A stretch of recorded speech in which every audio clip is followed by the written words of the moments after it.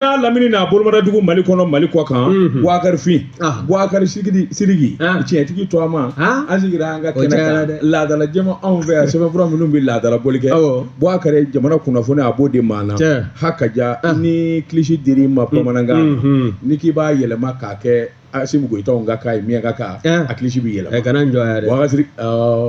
kɛra cogo di a ye miɲɛnka de yan a kana siga mon père vient de Kucala c'est pour que tu aies aussi vilain que ça.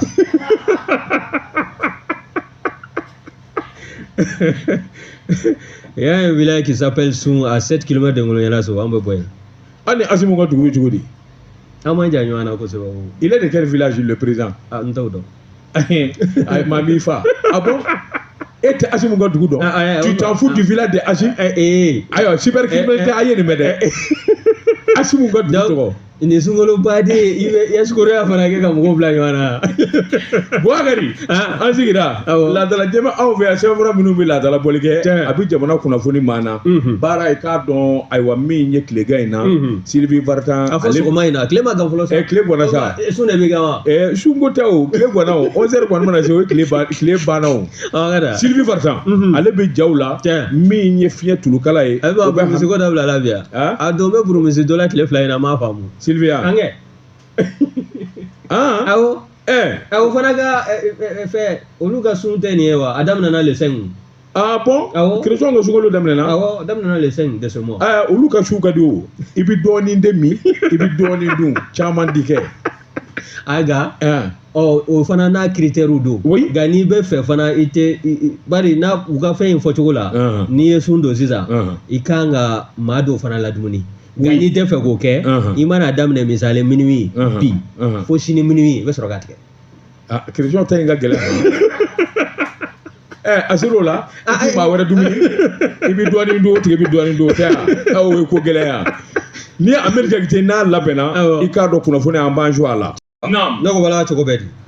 Boubacar Sidiki ni maa min ka sarakati bɔra Bama woloko la i k'a dɔn dangandalasigi kɛra i ma wajibi ye siga t'o la Boubacar Sidiki n bɛ n bolo kari ka don n bɛ bɔ ni sɛbɛn ye sɛbɛn min n'u k'a ma l'indépendant a boloko siɲɛ 600 siɲɛ 160 ani siɲɛ 7 maa min ye nin sɛbɛn a tɔgɔ de ko Dawuda Sangare Boubacar Sidiki k'a dɔn ni parti politique n'u bɛ jamana ɲɛnamaya kuma ani mugu maka la Boubacar Sidiki k'a dɔn jamana ɲinɛndiw kɔ sabula i k'a dɔn service da min ɲɛsinen bɛ parti politique ka ko ma gouvernement kɔnɔ ale kun y'u wele ni ka bataki ciw ma u k'u jija hakilina kuraw ani taabolo kura minnu bɛ min bɛ se k'a to politique tɔnw u ni baara yɛrɛ kɛli min ka kan o bɛ ɲɛ cogo min jamana kɔnɔ o k'o kɛ Boubacar Sidiki n'i ye ko hakilinaw ta k'a lajɛ i b'a ye nin farala ɲɔgɔn ka hakilina na nin tɛ bila kuma ye o kabini ANRE kabini o jɛw san 2021 nin kuma ninnu fɔra nka sisan kɔni fɛn o fɛn n'a fɔra jamana kɔnɔ a kuntala de bɛ se ka jɛ n'o t'a bɛ kɛ Boubacar Sidiki ministre délégué premier ministre kɛrɛfɛ chargé des réformes politiques soutien au processus électoral a kun ye lettre kɛ ni k'a ci parti politique bɛɛ lajɛlen ma u k'u ka hakilinaw fɔ marsikalo tile 14 yan'o cɛ Boubacar Sidiki sigi ka fɔ ani jateminɛ bi kɛ min ni min kan ka kɛ parti politique ka bɛnkan na u k'o de ma ko charte des partis politiques Mali kɔnɔ yan Boubacar Sidiki n'i y'a ta k'a lajɛ i k'a dɔn politique tɔn minnu b'an fɛ yan a bɛɛ lajɛlen bataki kɛ ka ɲɛsin n'a y'i bɔ CODEM ani RPM na sabula olu faralen bɛ ɲɔgɔn kan tɔn kelen kɔnɔ u ko min ma ayiwa forum des partis mouvement politique FPMP Boubacar Sidiki k'a dɔn ayiwa min ye parti politique tɔ ye olu fana ye hakilina bɛɛ lajɛlen sɛbɛn ni k'a ɲɛsin i k'a dɔn jamana ɲɛmaaso ma Boubacar Sidiki u ye min ni min fɔ o de ye min yɛrɛ ka gɛlɛnw ma kosɛbɛ o de ye ayiwa maanifin sanni ye voto waati ni campagne bɛ senna parti politique bɛ wari de ɲini ka don mɔgɔw kan 200 400 Boubacar Sidiki o ye kawale min jɛ ka jugu kosɛbɛ u y'a ɲini jamana k'o kɛlɛ u ka dabila jamana t'o kɛ o parti politique yɛrɛ de ka baara ye o kuma u ka kuma u yɛrɛ dama ni ɲɔgɔn cɛ u ka dabila n'o y'i bɔ a la bon siriki i k'a dɔn i b'i to parti dɔ la ni i ye gɛlɛya sɔrɔ i ta in na walima min mana sanga sɔrɔ i député lama walima k'i to n k'i ɲininka ayiwa maire la e bɛ se k'i ka minɛnw jate wa ko n taara nin parti in na bon siriki k'a dɔn kunnayara bɛɛ lajɛlen da sɛbɛnnikɛla k'o fana ka dabila min ye ayiwa ɲɔgɔnzan ye ani ɲɔgɔn ganamu bon siriki k'a dɔn e ko i ye fanga ŋwara daba ye parti politique min bi fanga na e ka laban ka taa bɛnkan sɛbɛn i n'o ni ɲɔgɔn cɛ ko e n'o na taama ɲɔgɔn fɛ o kuma t'a la i bi ŋwara da walima i bi fanga nɔfɛ parce que ni fila dɔrɔn kelen don n'o y'i bɔ a la ŋwara daba min bi ko ɲɛmaa ye o ka dɔn bɛɛ lajɛlen fɛ wa o ni dɛmɛ min ka kan o ni jɔyɔrɔ min ka kan bonya min ka kan ka d'a kan o fana ka kɛ parce que k'i k'a dɔn o de la u y'a fɛsɛfɛsɛ n'i ma ɲɛ k'a fɔ i donna tɔn i bi tɔn dɔ la i taara ka kɛ député i b'o la sa dɛ parce que n'a ma ɲɛ k'a fɔ hali b'i bɔ o tɔn kɔnɔ k'i to députéya la députéya in bi minɛ i na de i jala de bi taa o bi di maa wɛrɛ ma tɔn kɔnɔ e bɛ taa fan wɛrɛ fɛ Boubacar ko nin bɛ kɛ sababu ye min kɔni ye a wuli ka jɔ caman ye o ka bɔ a la n'i ma ɲɛ i bɛ kɛ parti politique ɲɛmaa ye san 25 ɛlɛ ni o wasara nka san 21 i ye denmisɛnnin kojugu Boubacar o fana bɔlen u ye hakilina caman de fɔ min kɔni ye gouvernement ye ale y'a jateminɛ min fana ɲininiw fɛ u ka wuli ka jɔ kɛ vote waati ma se sɛbɛnfura minnu bɛ lajɛ ani gouvernement bɛ baara minnu kɛ vote ko la parti politique k'u wɔsi fana o la kosɛbɛ o de bɛ kɛ sababu ye hakilinaw ka ɲɔgɔn dafa nin kun ye sɛbɛn ye Dawuda Sangare ka fasiri don an ye min bɔ indépendant kɔnɔ Dawuda Sangare ka fara l'indépendant fasiri jɛkulu kan min ye wuli ka jɔ ye ni ne y'o sabati ni sɛbɛn bɛ bɔ sɛbɛn min k'a ma ko les échos wele les échos M Sangare nin y'a ka fasiri ye Sangare ko min ye wuli ka jɔ ye datula kɔrɔfɔ minnu na nin ye ne tɛna se u ma nka min y'a ta k'a lajɛ min ye politique tɔnw ye olu kɔni ye fara ɲɔgɔn kan jɛkulu fɛrɛ dɔ sigi min kɔni baaraw bɛɛ lajɛlen bɔra ka kɛ kunun mars kalo tile 11 san 2025 a kɛra anw yɛrɛ ka don kibaru tilamɔw jaba la ba la n'o ye maison la presse Jumali ye n'i y'a ta k'a lajɛ jɛkuluba min bɛ yen n'a bɛ wele ko forum des partis et mouvements politiques an k'a ma ko FPMP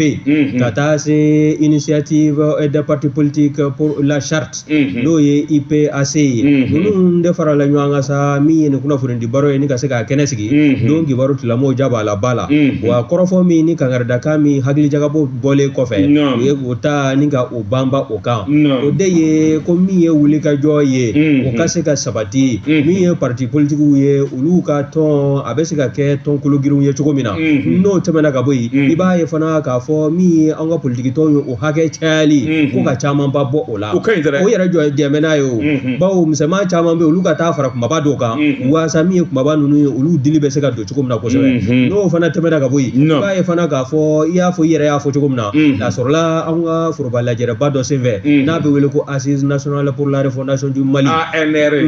min baaraw bɛɛ lajɛlen bɔra ka kɛ faaba kɔnɔna na yan décembre kalo dɔ san 2021 wa n'i y'a lajɛ fana min ye laɲini o laɲini bɔra ka kɛ fara ɲɔgɔn kan jɛkulu dɔ fana ɲɛmaa fɛ ni o ye parti yiriwa ye parti yiriwa 223 o ɲɛmaa n'o ye Musa Ejire ale kɔni y'a jira sa k'a fɔ sariya bolo min bɛ yen n'a bɛ wele ko loi numéro 05047 n'o ta la août kalo dɔ tile 18 san 2005 wa ko n'i y'a lajɛ o bɛ fɛn min kofɔ o ye charte des partis politiques minnu n'olu bɛ jamana in kɔnɔna na wa u caman bɛ yen bi na u ye san 20 sɔrɔ o san 20 sɔrɔ k'a tɛ taa hakili jagabɔ kɔ taabolo minnu bɛ u la yalima dabi u sigi dɔw kana se bi ma san 20 in dafali kɔfɛ filiw ni majɔw yɛlɛ fa minnu fɛ hakili jagabɔ ka taa ni ka ɲɛsin o ma n'o fana bɔla yen i b'a ye fana k'a fɔ min ye parti politiques ye u kɔni u y'a jira sa k'a sera waati ye olu yɛrɛ ka u ka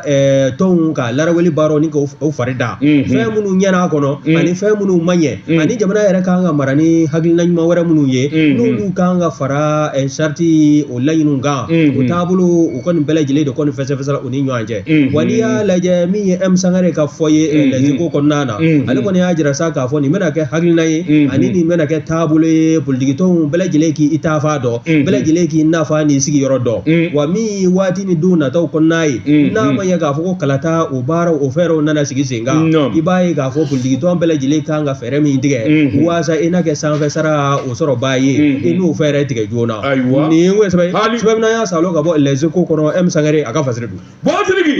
Bɔgɔtiriki suya ju ye kilisi Bɔgɔtiriki n bɛ bɔ ni sɛbɛn ye sɛbɛn min n'u k'a ma l'indépendant Dawuda Sangare fulakɛ ko a k'i k'a dɔn wulikajɔ ni cɛsiri min bɛ jamana kɔnɔ kuma ni kuma dɔw dalen bɛ ɲɔgɔn kan i k'a dɔn a kuma fana cayalen bɛ fa dɔ fɛ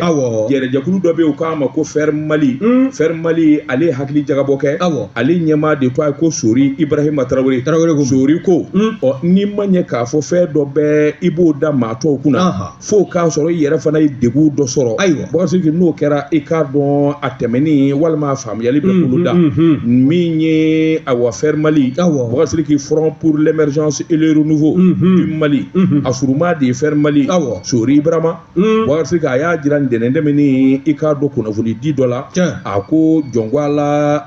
waribɔ ko kuma min bɛ sena 22 ni 2 Bɔgɔtiriki a ŋunugunu cayalen bɛ hali n'o y'a sɔrɔ tiɲɛ don ale yɛrɛ kɔni ka hakilina na i k'a dɔn dɛmɛ don min bɛ ɲɛsin jamana ma Bɔgɔtiriki nka maa caman kɔni ka sɔsɔli walima maa dɔw ka hakili jagabɔ a kuma kan Bɔgɔtiriki a bɛ faamuya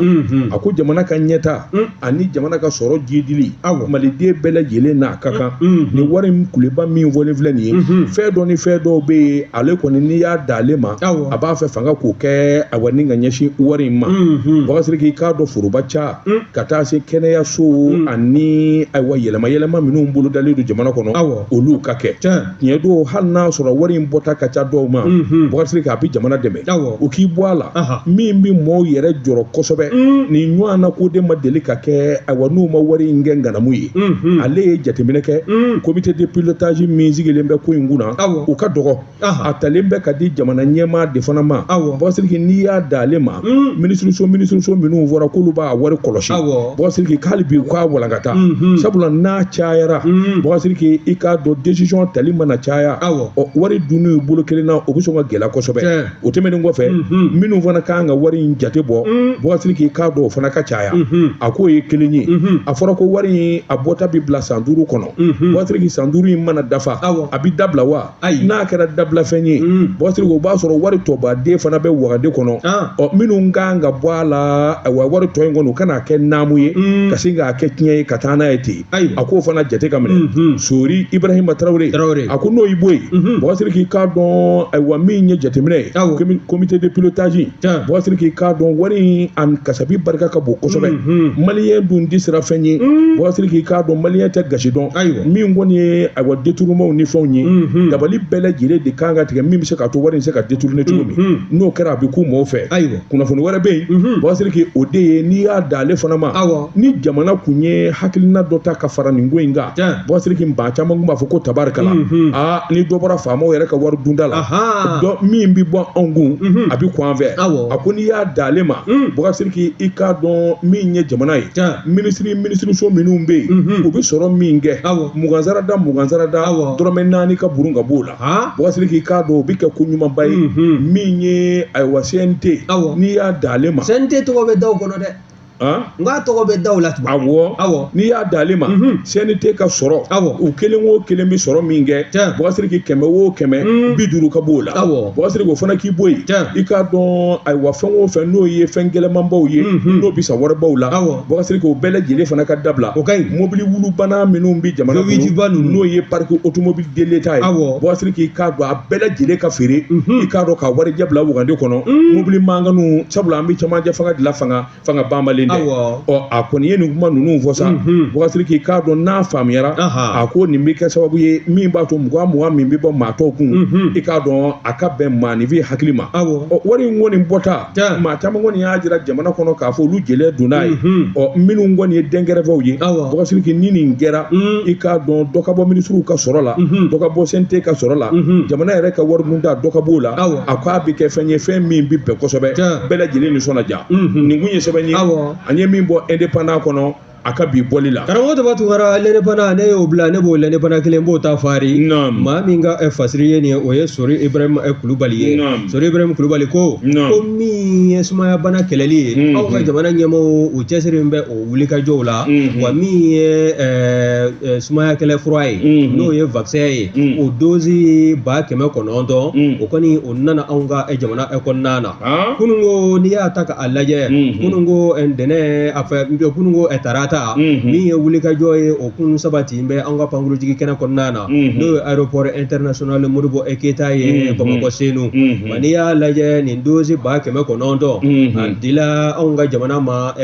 falaki ayiwa ila jɛkulu min fɛ o de bɛ wele ko Alliance mondiale pour les vaccins et l'immunisation an k'a ma ko Gavi wa n'i ye o lajɛ kɛnɛ in yɛrɛ bonya minɛ kun t'a mɛn ka di maa min ma kunungo pankurujigi kɛnɛ kɔnɔna na o de y'an ka minisiri ye minisiri min n'o ɲɛsin bɛ an ka kɛnɛyako ma adamadenya o bɛ se ka don bala cogo min na k'a banba ka taa n'o ye médecin colonel Asaba Jalo Ture ye n'i ye a lajɛ ani maaba caman kɔni tun bɛ ɲɔgɔn kɛrɛla ye n'o dɔ bɛ tali kɛ UNICEF ani OMS olu ka ciden kan ninnu kɔni ye a jira sa k'a fɔ nin hakilina min filɛ nin ye a kɔkɔrɔma bɛ don bawo min ye sumaya bana ye ale de bɛ dankari kɛ maa caman ka kɛnɛya na wa min ye nin sumaya fura ninnu ye nin vaccin in a kɔni a bɛ na ka se ka na ŋɔni belebele de bɔ anw ka jamana marabagaw olu sen na kɛnɛya u bɛna kun sanfɛla la bawo denmisɛnninlaka minnu bɛ yen n'a bɛna ta ka ɲɛsin olu ma k'a minɛ kalo 5 fo ka taa se kalo 36 ma min ye nin baaraw ye a bɛna ɲɛsin olu de ma wa k'a fɔ min ye an filɛ kalo min na n'o ye marisi kalo ye n'o kunjɛla bɛɛ min ye avrili ye ko nin vaccin ninnu u baaraw tɛ daminɛ wa walasa min ye sumaya bana ye o bɛ se ka kɛlɛ cogo min na ka bɔ anw ka jamana kɔnɔ wa n'i y'a lajɛ fana nin taabolo min filɛ nin ye minisiri kɔni y'a jira k'a fɔ k'ale nisɔndiyala kosɛbɛ bɛ anw dɛmɛbaaw fo kosɛbɛ ka wuli ka jɔ la OMS ni UNICEF olu fana ka ciden minnu n'olu bɔ anw ka jamana kɔnɔna na yan u bɛ fo u ka cɛsiri a n'u ka wuli ka jɔ la u bɛɛ lajɛlen de y'u fanga fara ɲɔgɔn kan walasa min ye nin vaccin ye min ye dosi 900 ye o ka se ka na anw ka jamana kɔnɔ wa n'i y'a lajɛ denmisɛnninlaka minnu bɛ yen ko n'i y'a lajɛ k'a minɛ u wolodon fo ka se san 5 ma caman bɛ yen olu bɛ faatu k'a sabu kɛ sumaya bana a bɛ u minɛ wa furakɛli a ko k'a bɛ to ka gɛlɛya u ma dɔɔni wa n'i y'a lajɛ nin vaccin minnu nalen filɛ nin min vaccin furakɛli kan ka kɛ fo sigiyɔrɔma 5 wa n'i y'a lajɛ dosi a na di ko 5 kɛ min kɔni a furancɛw bɛɛ lajɛlen o na jateminɛ waasa min ye furancɛ jan ye o kana don u ni ɲɔgɔn cɛ jamana denmisɛnw olu ka kɛnɛya ko sumaya bana sira fɛ o ka se ka sabati yanni an bɛ se san 2030 ma nin taabolo ninnu bɛɛ lajɛlen faralen ɲɔgɔn kan minisiri kɔni y'a jira sa k'a fɔ nafolomugu min n'i y'a ta k'a sanga o ma a fɛn n'o ye fura in ye vaccin a dila fufalaki koyi ko n'i y'a évaluer a bɛ taa se fɔ wari miliyari 2 bɔ ɲɔgɔn ko la nin ye n ko sɛbɛn hali bamana y'a salo ka bɔ lɛnɛ pana kɔnɔna na Sori Ibrahim Kulubali a ka fasiri don a y'a to ten n'o tɛ a bɛ sa n'a tola ten a bɛ ja tigi npogo mana don npogo kan kana ɲininkali kɛ i b'a sɔrɔ a 2 bɛɛ lajɛlen nɔgɔlen bɛ Wulibali don a diyara n ye Boubacar Sidiki min fɔ ni sɛbɛn ye sɛbɛn min n'u k'a ma Nouvelle Horizon ɲɛdankura Mahamani Ture nin y'a ka sɛbɛn ye Mahamani ko dulokiba min di kana i bolo don man don jufa kɔnɔ a ka gɛlɛn dɛ Énergie du Mali Boubacar Sidiki k'a dɔn cakɛda min bɛ Nimakara na walasa jamanadenw u bɛ se ka wari sɔrɔ cogo min na u bɛ se ka courant sɔrɔ cogo min Boubacar Sidiki n'a fɔra ko ayiwa o niyɔrɔnin min fana bɛ banques kɔnɔ maa dɔw bɛ taa fara ɲɔgɔn kan kolokala bolo kan n'u salo ka bɔ ka taa n'u yɛrɛ ye o tɛ ɲɛ u ye kunnafoni di kunungo ayiwa baarakɛyɔrɔ la baarakɛden bɛɛ ma Boubacar Sidiki k'a dɔn mankan min n'a bɛ sen na ni banki baarakɛlaw an bɛ taa an ka wari kalifa minnu ma Boubacar Sidiki minnu kan ka an ka wari minɛ ka ɲɛ k'olu kelen bɛ ka baara bila kɛ ka sababu kɛ u baarakɛɲɔgɔn maa 2 minɛnen bɛ Boubacar Sidiki u minɛnen don k'u minɛ IDMS y'a fɔ olu ka nafolo min bɛ bankiw kɔnɔ Boubacar Sidiki k'a dɔn banki baarakɛla maa 2 de farala ɲɔgɔn kan Kolobo kalaba bolo ka i k'a dɔn ka sugu bulo dɔ kɛ min kɔni ye wari in ye k'a bɔ nkalon ni namara kan Boubacar Sidiki wari denni tɛ koyi sefa wari miliyari 5 Boubacar Sidiki EDM ka miliyari 13 de maralen bɛ u y'a salo ka bɔ o de la u ni ayiwa Hindu kɛ cɛ 2 i k'a dɔn entreprise Hindu 2 min ye ayiwa Meka DHL Prir ani Alphazine n'a y'i ja a fɔ kabi me gilmi hayatuna ka sabali o de Bozirigi Bozirigi bako olu bora to ngil dala kana ke wara saloli e gata o tanya de Bozirigi sebeni gara ko ika don aywa minye edami olu koni zomi ka fo ka wari zalo la oro be olu yere de tara ika do jalaki boka bi minye poli économique et financier olu fana dossier nda bala yoro be somingele do mafla mi na banki barakela o yu mine endu kani jake da fly Bozirigi tege dara u bele jele ka sebeni kala ko aywa minye furuba barakela minnu be aywa banku kuna u ka syndicat bolo olu de ko mun gera olu ka mafla minena o be mine Bozirigi akika don o de gele ko ni be aywa banki barakela bolo u ya jira sa eko bi yere de u ka ko inde kunjawa 8h fo ka se 10h ma ti do banki kono ma ti bo I halala wari tali o be ki bolo makaba e Bozirigi ni damanda kembe awa gelaye edem esa ko abi kunafoni di ika don minye ni wari kasabi min na tara olu ka nafolo la banki kono uti jena e buti jena wa mi ngoni wari anyeka nyini ma mi ngoni ngana mungana muke ka wari mbo usomine ko ni do banki barakala flala hanu to ma fo ubi banki minu fana na ofana ma fo Bozirigi nga ko ni jele di sabula minye banki tiguyi olu defle ka sebengalo dla ka fo ko ni awa endu jere jakulu fla olu binata ika don awa energy ka awa bara doke bara mi no bitalike ka nyeshi nyini ga sugu bulo do dile duma mi ngoni nye awa kurambudo nyi Bozirigi ka don galodo hanna sorla ika don mi ngoni ni ngoyinye akuma folembe ka blanga wari bota be makaka mi ni mi fana ka nga bo be makoka ako ma woro ko ngele me ka gela soro ko ngono sharatugu fafe mi ngoni segasegalo ni jetemina wi olu bisena akuma na wolo mina otina don ningunye sebani anye mi bo nouvelle horizon kono nyedangura karamo to watu wara nouvelle horizon ne oblane bo nouvelle horizon keleta ndem fado fadna ko do ni entaga do ni sebambe bo sebam no ko ma ko demba e konte demba fadrigala o demba konte demba konte ko mini wuli ka jo o koni o tambe ka nyeshi emena kama kokura wasa mi akafotigi no baba gouverneur lieutenant colonel Lanzeni e konate Lanzeni konate wabe do abunda ma do bo sisa aye wuli ka joke ka segesegelu jatu ko buloda o segesegelu ko fe atara bo fe minga ode la kol karamo ko bunu lu ngata la kol karamo yala mena ka konnana ibaye ka fo chama be abe ninga kalo saba kalo nane bo o sente o ka kalam longo na lieutenant colonel akora mendi ni jala fla de mi fo nyo ni bora lieutenant colonel yala ibe ka colonel di ni ngoro lieutenant ya maba colonel ya madafa onumboledu wa memi vie jala tugu ve mama fari lieutenant colonel yo ayide yo luka fargoy ay formation kereka caporal chef de kajugu non nganda hotel minu me formation mais ni jalala min jaka gele wala ma kafari men me fiye sisa o capitaine di training sababe tugu o capitaine ni lieutenant colonel joni bi joni lieutenant colonel o be capitaine yawo o fona be capitaine yawo o fona be capitaine yawo okuma colonel ni capitaine ku o te ko mi so wanda fulani shufala Aisha colonel ni capitaine joni bi joni ye colonel be capitaine yege wa nye colonel ya dabara la o tenye nam ma formation ge o tenye ya tu es capitaine je suis un colonel ene ade ga kuma be munu nani da aywa nam ne colonel formation ge mini formation ge mi ngunda do bi zoragia ere ata critère folo mi iga jokanye ayi o blasa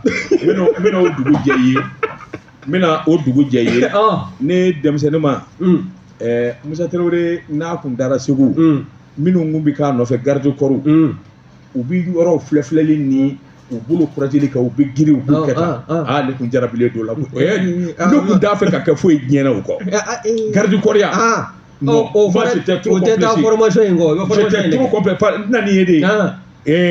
do dala nesna ka dusu ka wuliti ele ni jara mi ngumbi chatiri bala o fa ni ngini o de kun nga école surveillant Simeon Jarawa la a tɔgɔ bɔrɔ kɔnɔ o de do Simeon Jara wa Simeon Jara hakili bɔra ko an ka fɛn kun don anw ka école fɛn kun don surveillant kun don ne sera ka sɔgɔmada fɛ ne ni dusu wulila ka taa foyi ten n ko monsieur bonjour a ko bonjour n ko bon n ko moi je vais devenir vraiment je vais devenir un militaire ko mais pourquoi n ko non garde corps ya ninnu n k'o de ka di ne ye Musa Tarawele bɔra o don garde corps ninnu bɛ boli bu a ye ne la a bɛ goulage de min a sera ka goulage kelen minɛ ten ka tiri basama k'a si wuli ko ne ma il regarde tes pieds là comment toi tu peux devenir militaire. Wa minnu jɔla an kan yen olu b'a sɔrɔ o kuma tɛ fɔ ko ne ye segelen ye ko ne bɛ se ka kɛ sɔrɔ ko ne ka bɔ ale kunna dɛ naam karamɔgɔ dɔ Sunkara min ye mɛnna kɛ janjo ye halisa min ye nin lɔkɔli karamɔgɔw ye i b'a ye k'a fɔ min ye lieutenant colonel Lansana Konate ye min ye mɛnna ka gouverneur ye ale de kumakan don bawo a kɛlen kɔ ka jateminɛw kɛ a y'a jira k'a fɔ ko min ye lakɔli karamɔgɔ dɔw ye olu ye n tɛ mɛnna ka kɔnɔna na waasa kalanbulon ninnu kɔnɔna na ka se ka taa walanda di kalandenw ma o taabolo min filɛ k'ale tɛna jɛn ni o ye tuguni ko bawo k'o de jamanaden dɔw bɛ jamana fan dɔw fɛ minnu kɔni n'olu bɛna tigɛ ka bɔ kalan na taabolo min filɛ k'a tɛna jɛn n'a ye wa n'i y'a lajɛ i b'a ye k'a fɔ a kɔni a ye sɛbɛn bɔ kabi ntɛnɛndon o sɛbɛn bɔlen maa 100 ani maa 40 a y'olu sɛbɛn kɔrɔ dulon o dulonlen kɔ a y'u ka saraw tigɛ saraw tigɛlen kɔfɛ i b'a ye k'a fɔ min ye kapu ɲɛmaw ye mɛnna ka kɔnɔna na ka taa se DAO ma ninnu bɛɛ lajɛlen farala ɲɔgɔn kan kunun ko tarata mars kalo tile 11 san 2025 ka ɲɔgɔn ye kɛrɛnkɛrɛnlen kɛ u y'a jira k'a fɔ ko min ye gouverneur ka nin hakilina in ye taabolo min ye ko jɔn ko ala k'a k'a lajɛ jijama jɔlen na k'olu ka sɛgɛsɛgɛliw kɔfɛ maa dɔ bɛ yen a fɔra ko o kɔni ko n'an tɛ kalan na ko ka taa sɔrɔla o fura dama ma bɔ mɛnna ka kɔnɔna na o ye maa kelen ye maa dɔw fana bɛ yen k'olu kun mitelen don nka u ka mutation a sɛbɛn tɛ document officiel foyi kɔnɔ o bɛ se ka kɛ cogo di olu bɛ ka sara ta cogo di u bɛ dɔ dɔn a na u k'u sɛgɛsɛgɛ a ɲɛ bɛ yen c'est à dire jamana in bingani n ko kɔsa in na directeur général dɔ n t'a tɔgɔ f'i ye dɛ a muso ye 100 de ta a ka wari la a ka so kɔnɔ 100 millions ale taalen b'o dogo so kɔnɔ bawo n'a taara n'a ye banque la a kɛra directeur ye a ma mɛn yan kelen ni kelen 100 millions muso sera ka o salo ka bɔ n'a yɛrɛ ten ha binɛ a tɛ ko a la k'a kuma fɔ polisila ta t'a la polisila ta t'a la tribunal ta t'a la jamana wari filɛlen 100 millions kɛmɛ e bɛ se k'o mara cogo di so kɔnɔ a ka gɛlɛn madame y'a ta ka taa n'a ye a jo b'a la a y'a jɛ ala min ye fasirikɛla ye n'o ye dɛmɛ a ye n fa dɛ cogo di anw muso kun di boli fana tɛ silamɛ koyi e bɛ k'i ta ye o kɔnɔ yen ka ban i tɛ siran a la yen ayiwa safuru la ye a jo b'a la n'a kun y'anw wele ka dɔ d'a ma n b'a tɔgɔ f'i ye koyi n k'a fɔ wa a fɔ kɛ directeur n k'a fɔ ayi ayiwa naam n'o ma taa Adama Kulubali fɛ yen ka jɛ ko violation de secret personnel wa n t'a dɔn non ça c'est une dénonciation voilà ça c'est une dénonciation o tɛ appel à témoin ye wa appel à témoin n'a ye ne ja je fais n ko sisan cakɛda in i bɛ weleli de kɛ k'a f'u ye nin kɛra karisa ka cakɛda nin nka ma fɔ i ka taa nkalon da maa na nkalon tɛ o i b'a vérifier n'a kɛra tiɲɛ ye a ma ban o b'o y'o b'ale a ma kungo sɔrɔ wa naam min ye DCAP ani DAO ye mɛnna ka kɔnɔna na olu kɔni y'a jira ko maa 100 ani maa 40 olu minnu ka saraw dulonlen filɛ nin ye jɔn ko ala ko gouverneur colonel major Lansana Konate jɔn ko ala k'a k'a ko lajɛ maa dɔ b'a la o ye maa kelen ye o fura dama o ma bɔ mɛnna ka kɔnɔ wa a bɛ kilasiw kɔnɔ ka to ka walanda di kalandenw ma n'o ka situation lajɛla n'o bɔra yen i b'a ye k'a fɔ dɔw fana bɛ yen k'olu mitela ko nka k'u ka mutation k'a tɛ document officiel kɔnɔ maa b'i yɛrɛ ɲininka yalima o bɛ se ka kɛ cogo di n'i ye ko ninnu lajɛ jɔn ko ala jamana in bɛ denkan dɔ min na kalanko sira fɛ a sera waati ye sa an bɛɛ lajɛlen k'an kɔfilɛ kalanko la ko jamana minnu bɛ yen n'olu bɛ ɲɛfɛ bi u caman banban bɛ kalanko de kan n'i ka jamanadenw n'olu sɛbɛn kɔrɔ kalan na a bɛ kɛ sababu ye dibijugu ni k'o fara ka bɔ jamana kɔnɔ jamana marali cogo ani jamana yɛrɛ kanu bɛ se ka don u la cogo min na kalan sira fɛ n'o jola u la waati min na n'u kɛra ɲɛmaa ye o bɛ jamana in sɛbɛn kɔrɔ mara ka ɲɛ a bɛ kɛ nafa ye jamanaden n'a fɛ minnu bɛ kɔ kan ani minnu bɛ jamana kɔnɔna na bɛɛ lajɛlen bɛ se ka nafa sɔrɔ a la nka Lansana ka nin wulikajɔ min filɛ ne y'a f'u ɲɛna o dɔgɔkun jan tɛmɛlen n ko min ye colonel major Lansana Konate ye maa do a t'a daji tu ka tila k'a nɔ an kɛ wa ni ninnu ma jan kɛ suspension nin tɛ sara tigɛlen ye wa maa wɛrɛw bɛ yen minnu bɛ yen ni olu b'a fɛ ka lakɔli karamɔgɔya kɛ u b'u remplacer sisan an tɛ politique fanga na koyi nin ye sɔrɔsi fanga de don mɔgɔw tɛ o hakilina in de kan k'o faamu min ye wulikajɔ ye Demba Kɔnte ka fɔ la waati ni don nataw kɔnɔna na DAO ani DCAP olu ka ɲɔgɔn ye kɔfɛ u kɔni y'a ɲini u ka commission kɛrɛnkɛrɛnlen dɔ fɛ u sigilen kɔ sen kan ka ye min ye sɛbɛnfura dɔ ye k'o dilan k'o kɛ lettre ye ko tile 3 bɛ commission bolo a ka to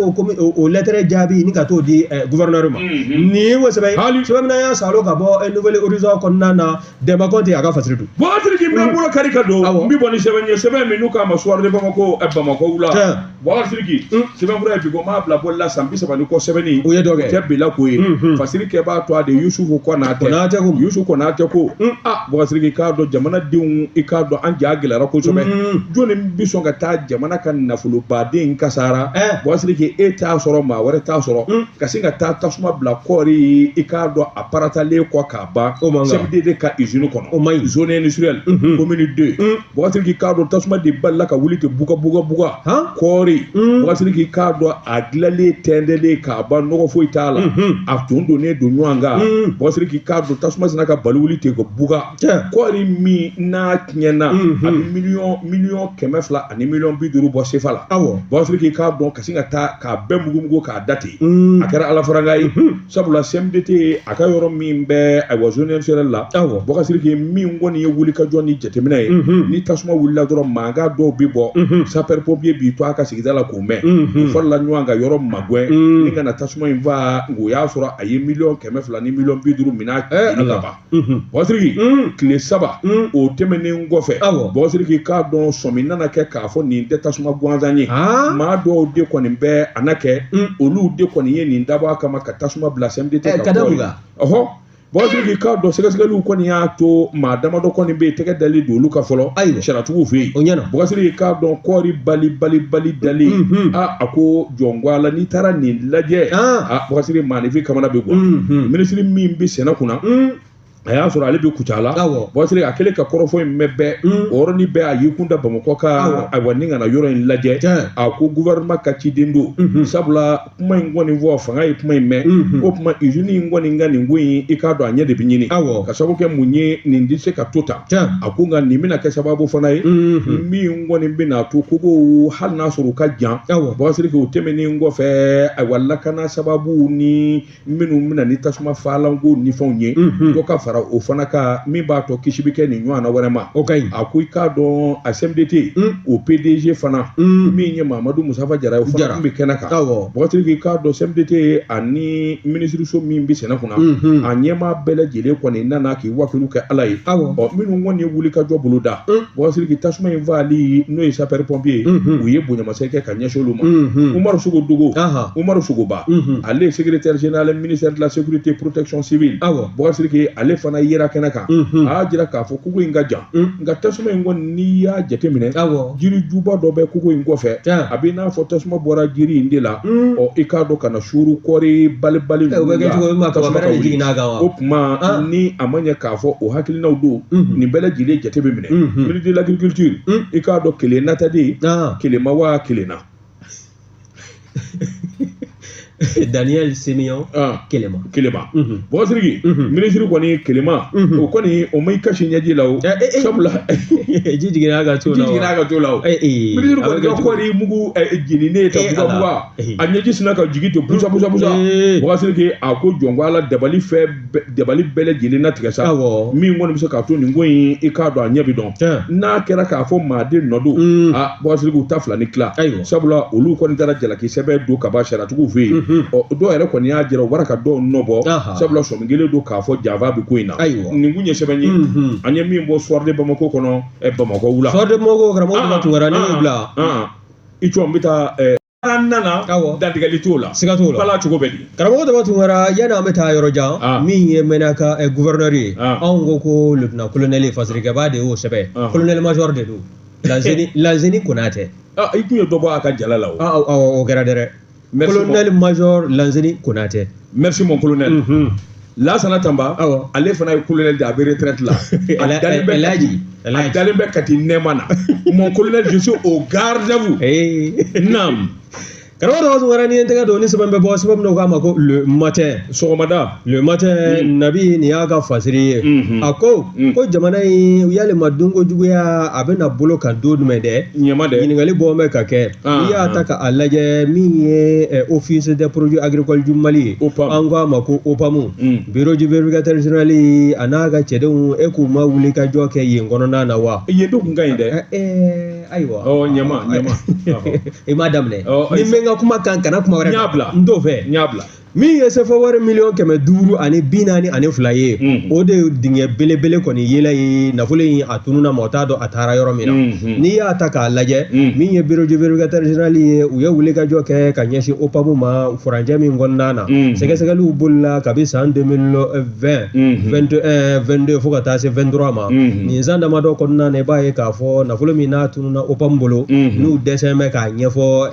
ɲɛmaw ye o de ye 1,542 ye ka taa sɔrɔla n'i ye a lajɛ nin cakɛda in a jɔyɔrɔ ka bon cogo min na Mali dunkafa la a jɔyɔrɔ ka bon cogo min na Mali seleke 4 kɔnɔna na mɔgɔ t'a hakɛ fɔ ni ka se a da la wa n'i y'a lajɛ sɛgɛsɛgɛliw bolila fɛn min kan o de ye cakɛda in a b'a la ka baara kɛ cogo di nafolo min n'o ye musaka ye n'o bɛ bila a ka bolo kan a bɛ musaka ninnu to da minnu fɛ n'an ko dépense o bɛɛ lajɛlen ka sɛgɛsɛgɛ a nɔfɛ nka n'i y'a lajɛ min ye 1,542 n'a kunkan fɛ ye o kɔni vérificateur ka fɔ la a y'a jira k'a fɔ min ye sugubulonw ye olu bɛ latɛmɛ k'a sɔrɔ sɛbɛnfura ma kɛ u la wa n'i y'a lajɛ fana min ye a ka maa dɔw ye jɛkulu kɛrɛnkɛrɛnnen dɔ sigi bɛ sen kan OPAM kɔnɔna na n'o bɛ wele ko membre du comité de gestion o membre du comité de gestion nafolo dɔ t'a la ni ka di olu ma u k'u sɛbɛkɔrɔ diya n'a ye sefo wari 4,000,000 a n'a kunkan fɛ n'o fana bɔla yen fonctionnement min n'o bɛ tali kɛ musakaw boloda cogo la OPAM ɲɛmaya bulon fɛ o fana majɛ yela o taabolo fana na sefo wari 246,000 o tununa ye n'o fana bɔla yen i b'a ye fana k'a fɔ min ye hakilina dɔ fana ye tuguni o de ye u ye dépense dɔ fana kɛ dépense min kɔni ni a kɔni sɛbɛnfura jɔnjɔn ma se ka ye o fana na o dépense n'i y'o sɛbɛkɔrɔ lajɛ e k'o ma taa ba yɔrɔ dɔ ma k'o sɛbɛkɔrɔ dilan ko réhabilitation wa nafolo min fana tununa ye o dagosi o ka bɔ min ye sefo wari 1,215 ye a n'a kunkan fɛ o fana tununa ka taa se bonde transport n'i ye o fana lajɛ frais de transport o fana ka se ka o perperela tɛmɛ ni sɛbɛnfura dɔw ye o fana o sɛbɛnfuraw ma ye o nafolo fana min dununa transport n'o ye ka produit ninnu ta ka bɔ fa dɔ fɛ ka taa bila fa dɔ fɛ o nafolo o bɛ t'i jɔ sefo wari 52,000 n'a kunkan fɛ na maa b'i yɛrɛ ɲininka ko yalima ko u ye titre dɔ fana ni ka o morcellement kɛ o morcellement n'o ye TF numéro 207 ye o fana o taabolo minnu fɛlɛ ko jɛlenba tɛ o taabolo fana nɔfɛ min ye OPAM ye jɔn ko ala tɛgɛ kɔni sin b'a la bi bureau du vérificateur général ale kɔni y'a jira sa k'a fɔ wari min dununa a bɛ nɔbɔ wa n'a nɔbɔla a bɛ taa laban maa min ka tabulu sanfɛla la o de ye an ka cour suprême section des comptes o de kɔni bɛ u wele ni k'u sɛbɛkɔrɔ ɲininka n'a fɔla ka jɔ u la jɔn ko ala u n'a kaso kɛ u ka tila k'a wari sara awɔ safurulayi safurulayi kuma de b'a fɔ la foroba nafolo o bɛ dun cogo di nin ye sɛbɛn min y'a salo ka bɔ le matin kɔnɔna na nabi a ka fasiri bɔtiliki n bi bɔ ni sɛbɛn ye sɛbɛn min n'u k'a ma le démocrate awɔ nin y'a boli ko siɲɛ 324 u ko mun min ye sɛbɛnni kɛbaa ye i k'a dɔn DGD ko a ko i k'a dɔn douaniers ti sɔnna nin zɔnkaloba in na olu ka baara ye ka kɔn walima n'a kɛra ni ka tɛgɛ da u kan o ka siri k'i k'a dɔn sunkalo kɔni kabini n'a fɔra ko suru ɲana douaniers sɔmi ka jaw min ye directeur général des douanes Amadou Konate Simbo a y'a jira cɛden bɛɛ lajɛlen na sɛgɛsɛgɛlikɛla ani minnu bi bɔda la ayiwa a ye kɔlɔsili kɛ sunkalo sera nin waati in yɛrɛ de kɛrɛnkɛrɛnnen don i k'a dɔn maa dannajuguw ye i k'a dɔn fɛnjugu donni jamana kɔnɔ sabu b'a dɔn sunkalo sera wakasiri k'i k'a dɔn bɔda o bɔda ani donda bɛ jamana na i k'a dɔn douaniers jɔlen b'u sen kala ka ten ngaki sɛbɛnnikɛla ko a ko min ye sɛgɛsɛgɛlu ye kabini décembre kalo san 2024 kana bila 2025 mars kalo in na a kɛra sababu ye Bougazelli k'a don ka tɛgɛ da ŋanamu fɛnw kan direction de renseignement lutte contre la fraude min ye minɛni caman de o y'o kɛ Bougazelli k'i janko i k'a dɔn sɛsogo i k'a dɔn ayiwa o glacélenba Bougazelli k'i k'a dɔn o y'o caman de minɛ ayiwa sunkalo in a daminɛ na min ye ayiwa cargaison ye Bougazelli k'i k'a dɔn nin duni yɛrɛ cɛ ka jugu hadamaden ma o dun b'a dɔn sɛsogo kɔni hadamaden bɛ girin o de ka sunkalo in na kosɛbɛ Bougazelli k'i k'a dɔn min ye ayiwa sukaro bɔrɛ ye bɔrɔ 479 o y'o minɛ jura dɔ fana na o fana kelen bɛ k'i dɛn k'a bɛ don n'a ye Bougazelli k'i k'a dɔn damako ma sabula min ye paquet chanvre indien ginja joint arajo ka suma n ka fɛn kɔrɔ Bougazelli Bamakɔ mun de fɔ o la o joint o de y'a to i jawjawlen don ayi ne y'a bila mɛnna o Bougazelli ko k'i bɔ a la a ko min ye awa sɛ carton ye 2,500 a congelé a bɛ bɛn tɔni 25 ma Bougazelli février kalo tile 21 brigade mobile d'intervention Bamakɔ u ye tɛgɛ da o kan o ma mɛn min ye sukaro bɔrɛ caman de fana ye 400 ani kɔ u ye tɔni 24 u ye tɛgɛ da o kan nin kun bɛ magasin dɔ kɔnɔ Bamakɔ Mali marabolo dɔ Bougazelli k'i k'a dɔn munumunu salo kɔni ni jateminɛ sa kalo 12 u b'o de la o fana ma mɛn u taara bɔ sɛ wɛrɛ kan min ye carton 200 Bougazelli k'i k'a dɔn u y'o fana minɛ i k'a dɔn fɛn dɔ bɛ yen ko ayiwa cyanure i k'a dɔn n ko de bɛ sanu labaara u y'o fana minɛ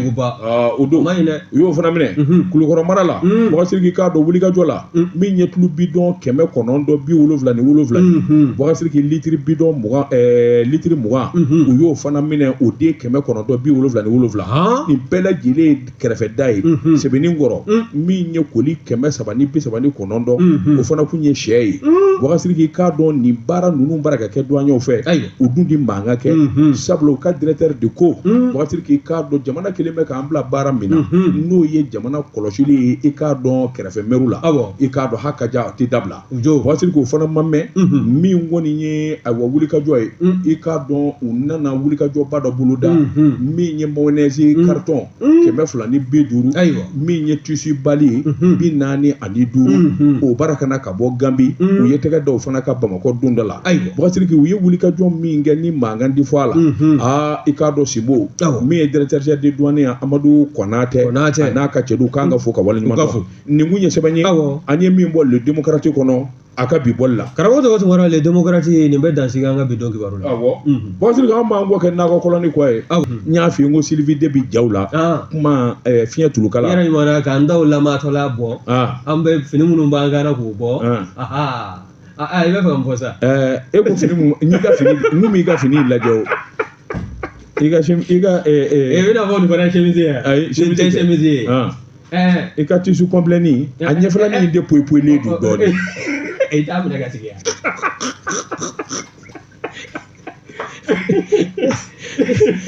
min bɛ sisan bɛ ala ye ne kun kan ko kuma o tɛ fɔ ka ɲɛ fɔ ayiwa yafa ma n'anw wulila sisan ni ala sɔnna sini an na ɲɔgɔn sɔrɔ nin kɛnɛ in kan wa